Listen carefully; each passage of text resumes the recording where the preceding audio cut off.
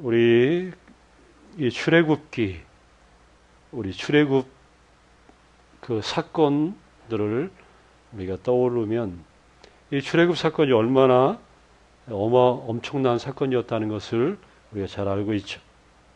특히 이스라엘에게 있어서는 뭐 이 출애굽은 영원한, 영원히 잊지 않고 자자손손 기억하고 또 들려주고 계속해서 하나님이 어떻게 이런 일들을 하셨는지 그냥 뭐 귀에 닳도록 평생 듣고 또 듣고 계속해서 유산으로 이 출애굽 신앙, 이 출애굽의 그 사건들을 전수하는 그런 일들을 해왔죠.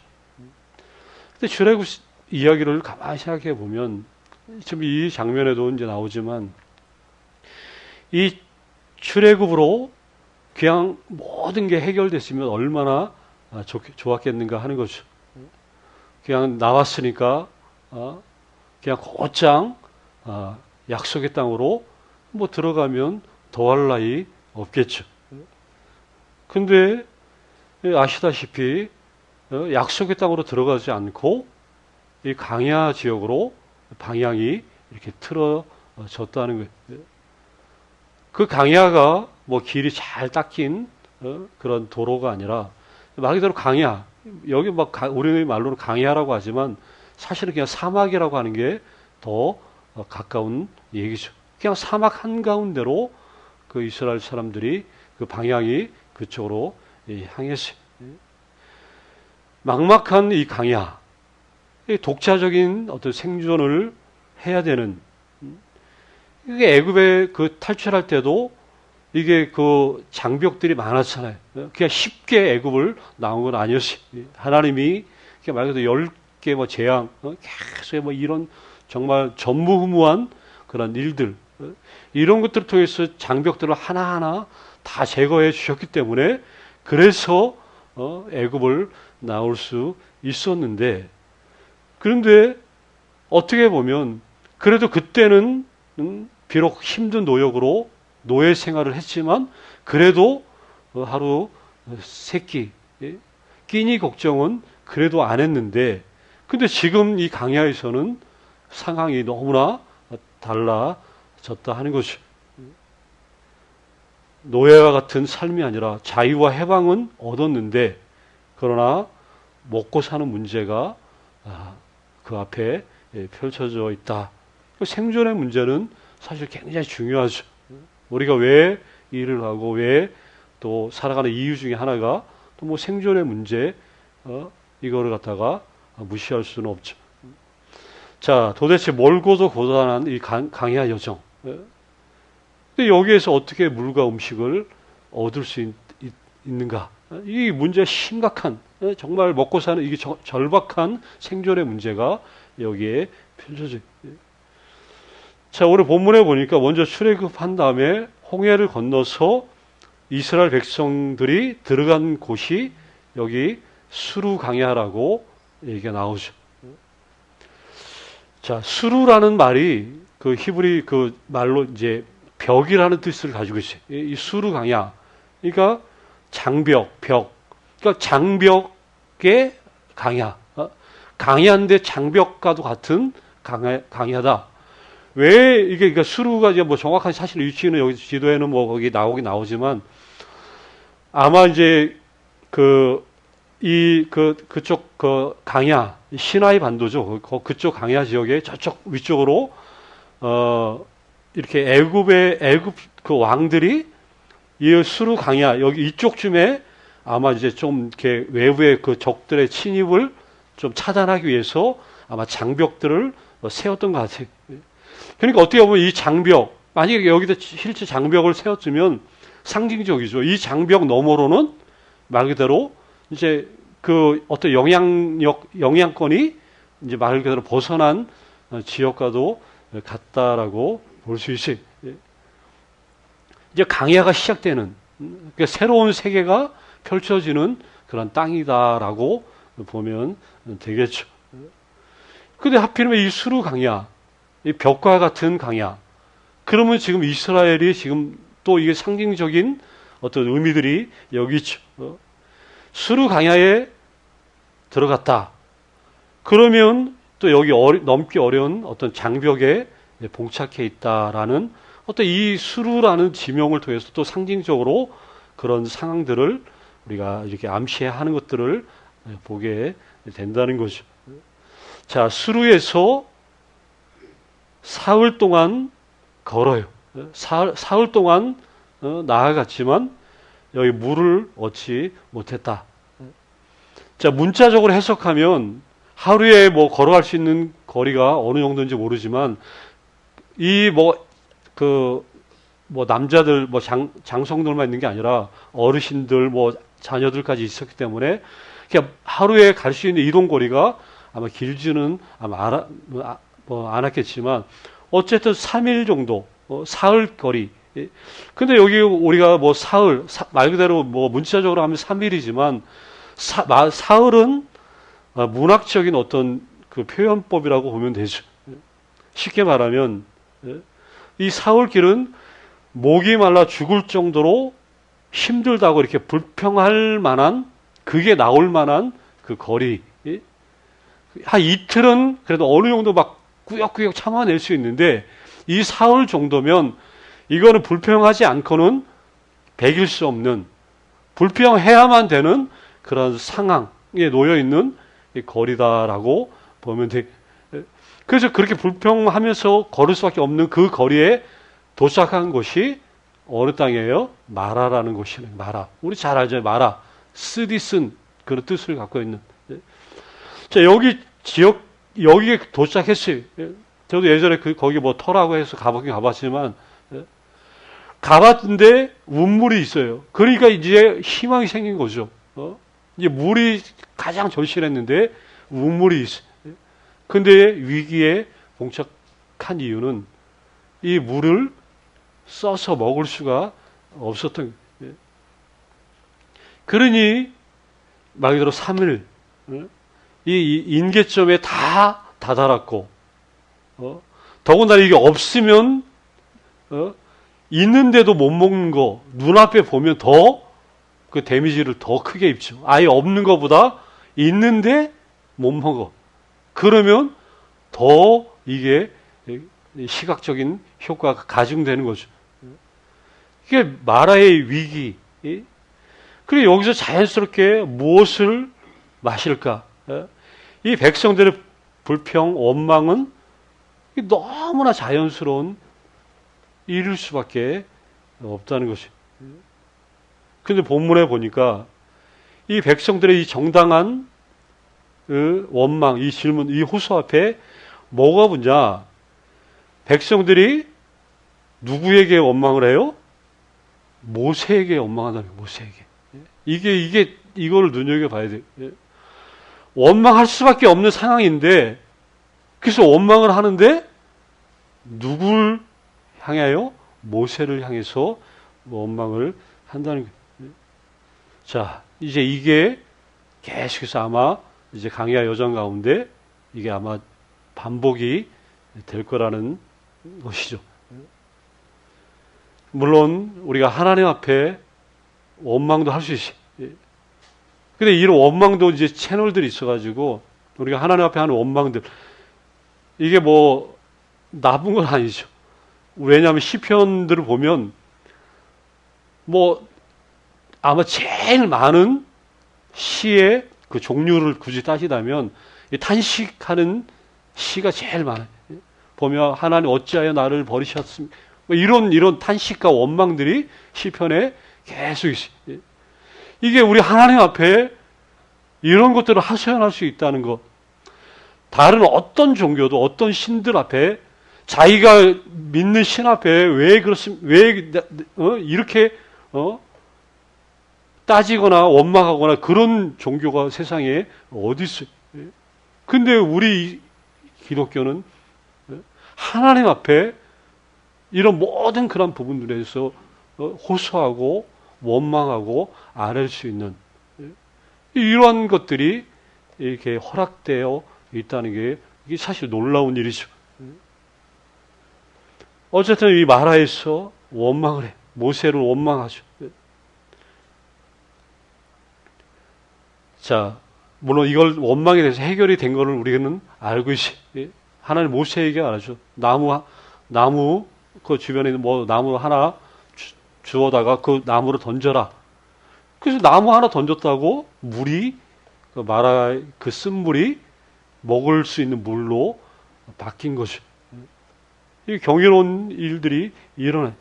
근데 이게 전부가 아니라 우리 25절, 26절에 보면 이 사건 후에 하나님 백성들에게 뭘 말씀하냐? 여기 25절에 법도라는 말이 나오고 율례라는 말이 나와요. 그리고 26절에 계명들 그리고 규례들. 여러 법도와 율례, 계명들과 규례들 이거를 하나님이 말씀하시고 자, 목마른 자들에게 그냥 물을 주셨으면 됐지 왜 뜬금없이 여기 법도와 규례와 계명들과 이 규례들을 함께 주셨는지 이 내용들이 뭐 일일이 뭐 이건 이렇다 저렇다 뭐 구체적인 내용은 여기 설명되지는 않지만 아무튼 하나님께서 마라에서의 그 물과 함께 뭘 주신 거예요? 이런 여러 가지 그런 계명과 율례들 이런 부분들을 주셨다. 이게 이스라엘 백성들에 있어서 다른 백성들과 달리 이게 다른 그 중요한 점이 인간의 생존 문제에 있어서 단순히 떡과 물만 필요한 게 아니라 떡에다 물에다 플러스 하나님의 계명과 규례가 생존에 있어서 필수적일 수밖에 없다는 것을 얘기해주고 있다는 것이죠. 지금 강의하여 1차적으로는 육신의 생존을 필요로 하는 물이 필요하고 떡이 필요하지만 또 여기 그 생존만이 아니라 이 이스라엘의 근원적인 그 생존에 있어서는 하나님의 말씀이 필요하다는 것을 얘기해 주는 것이. 그래서 하나님의 백성은 항상 이게 두 개가 함께 가야 되는 거예요. 물과 계명 그리고 떡과 말씀. 물과 떡만으로 사는 게 아니라 그 플러스 하나님의 계명과 하나님의 말씀이 필요하다. 이게 복합적으로 두 가지가 함께 가야만 인간의 생존이 가능하다. 지금 그거를 하나님은 이 백성들에게 가르쳐 주는 거예요. 돈으로만 사는 게 아니라 내가 소유한 그것으로만 사는 게 아니라는 것을 분명히 얘기하죠. 자, 어쨌든 이 마라에서 이런 일들이 있었어요. 그런 다음에 마라를 떠나 이스라엘이 어디로 가냐? 마라를 떠나서 도착한 곳이 어디예요? 이게 중요합니다. 어디예요? 엘림에 도착해. 엘림. 마라에서 이제 물을 마시고 회복하고 이제 갔는데 거기가 엘림이라고 하는 그런 곳이. 우리 엘림이라는 말 많이 들어보셨죠? 저 여의도 수목교회 같은 데 보면 저쪽에 보면 엘림 성전, 엘림이라는 말을 많이 써요. 이 엘림은 나무들, 특히 종려 나무들 이런 뜻을 가지고 있어요. 쉽게 말하면 이 오아시스, 사막에 있는 오아시스.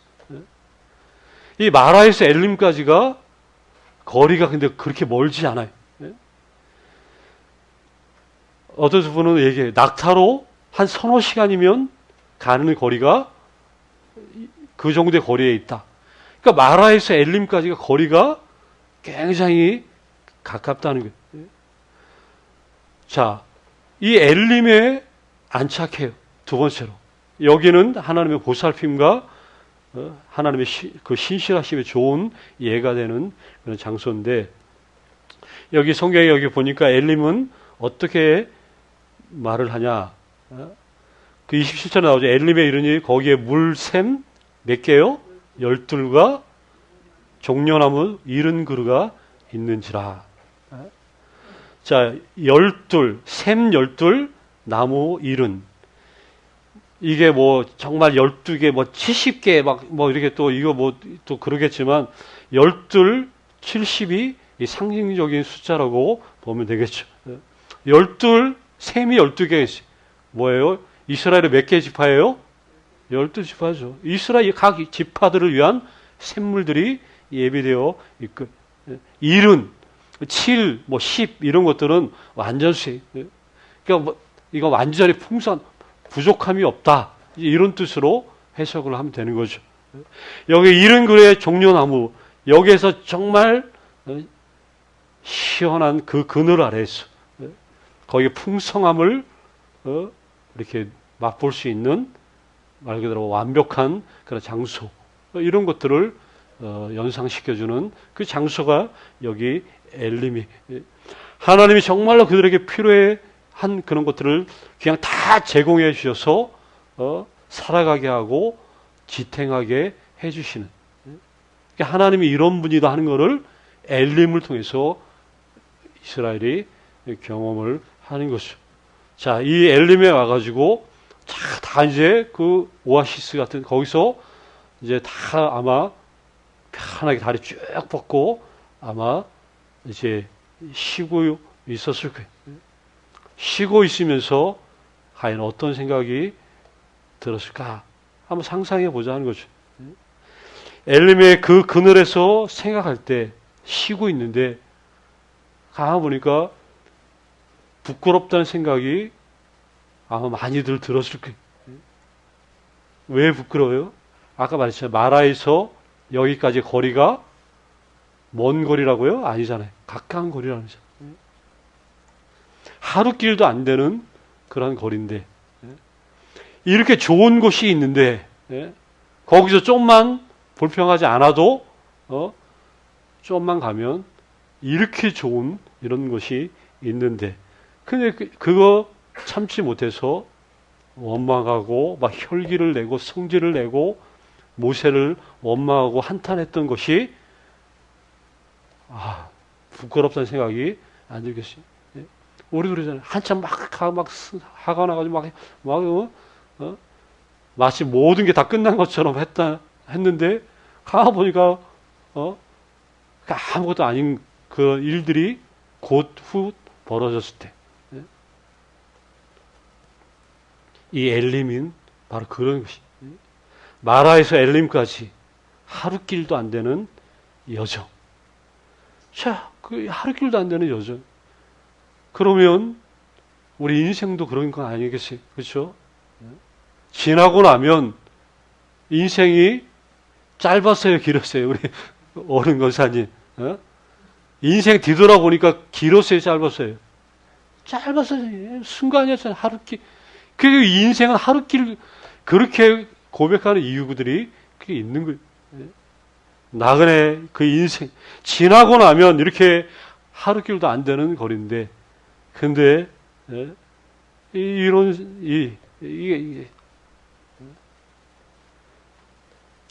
분명한 것은 다 그렇죠. 내가 걸어가는 이 강야의 여정이 얼마나 먼지, 아니면 혹은 얼마나 가까운지 뭐 우리가 분명하지 않죠.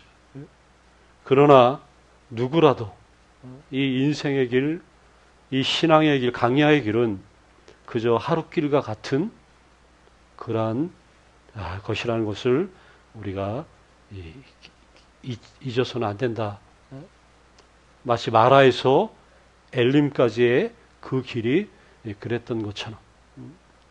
자, 멀고도 고단한 이 강야 여정 가운데, 저 천성을 향한 우리의 믿음의 여정 가운데 주님은 때때로 이렇게 우리의 쉴 곳을 당연히 예비해 주실 것이고, 우리의 그늘이 되어 주실 것을 우리는 믿으면서 오늘도 내일도 이 길을 걸어간다 하는 것이죠. 그런데 거기에 주님이 우리와 함께 하시기 때문에 이 믿음의 여정을 우리가 계속해서 잘 감당해 나갈 수 있을 거라는 이 분명한 확신도 가지고 있다는 거죠. 이 확신 속에 이 믿음의 여정을 계속해서 잘 감당할 수 있는 여기 한 분 한 분 다 되시기를 간절히 주의 이름으로 축원합니다.